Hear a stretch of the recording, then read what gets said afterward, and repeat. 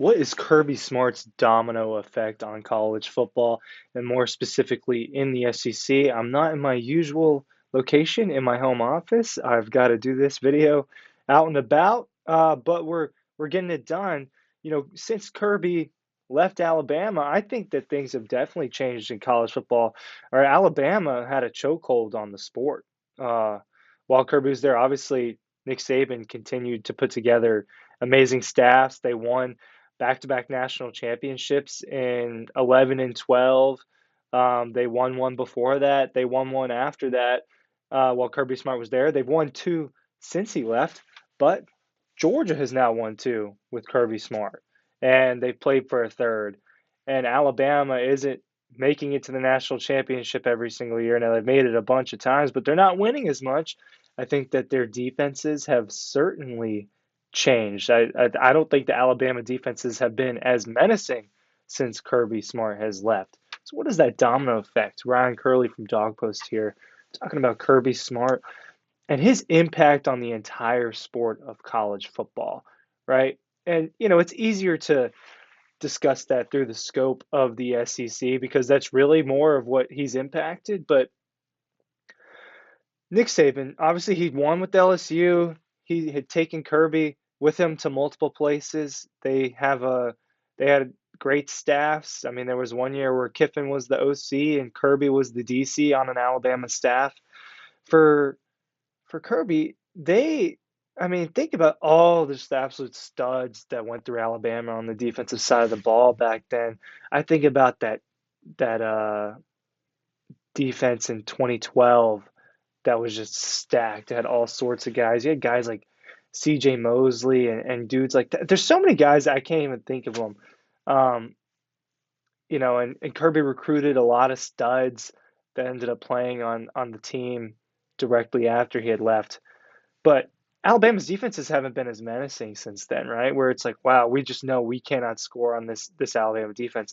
That's what it's turned into at Georgia. So, I mean, obviously Kirby knows how to run a program, and he did learn that from Nick Saban. But Kirby created that at Georgia. Now Georgia's the defense that you can't score on. But I mean, if you just look up, national champions in college football, I'm hoping it'll bring up all of them. Um, yes, this is what we want. Right? But while Kirby's at Alabama, they win, they don't make it. So 2009 they win, 2010 they don't make it.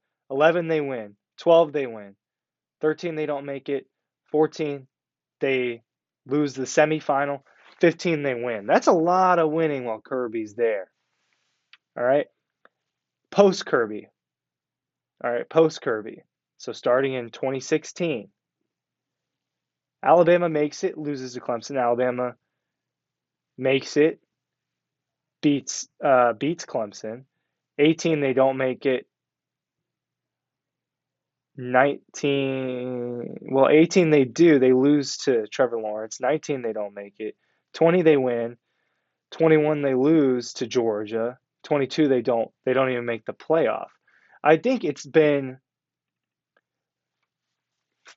people like Paul Feynman have gone on and talked about how that has been the change, and it was one of the landmark changes.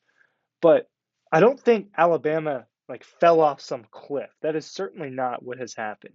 It's been a slow burn, this shift in who's the college football power. It's been a slow burn towards Georgia. Will it continue to be Georgia? Like, look, this is sports, right? This is a sport. Georgia's not going to win the national championship every single year. They certainly have a good shot to win three in a row. Will they? We're going to find out. I think that they're going to make the playoff. I think that Georgia's going to be the best team in the SEC this year, but we'll find out.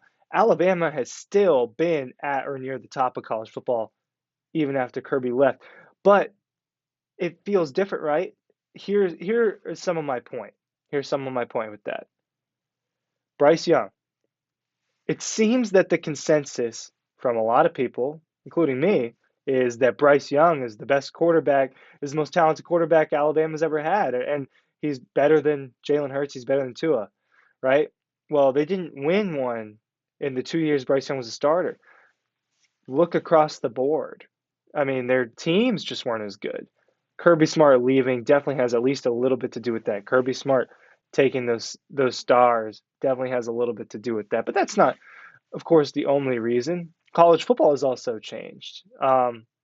Athletes are different. Athletes have other priorities. They have NIL to worry about. That definitely changes it. Maybe a guy that went to Alabama 10 years ago that balled out, maybe that guy in this generation, doesn't care about the culture of Alabama and cares more about the NIL deal. So it's not just Kirby, but he does have a landscape. He's got a coaching tree.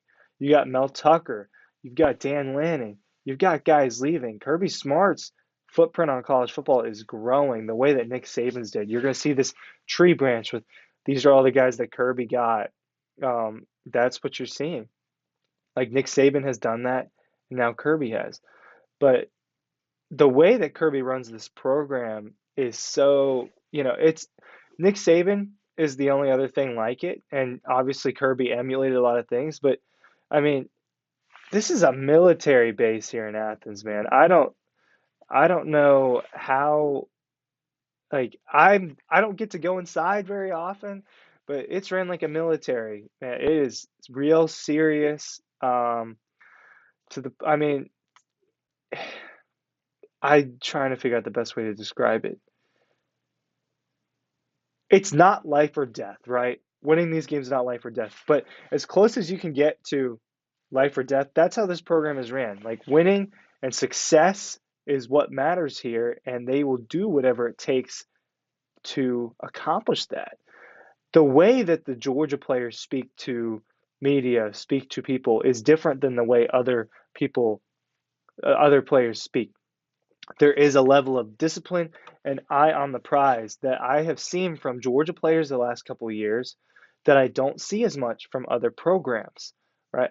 So I think, the way that he coaches is definitely from Saban, but it has just been a total slow burn shift of power in college football. And I'm very curious to see if, well, is Alabama's reign over?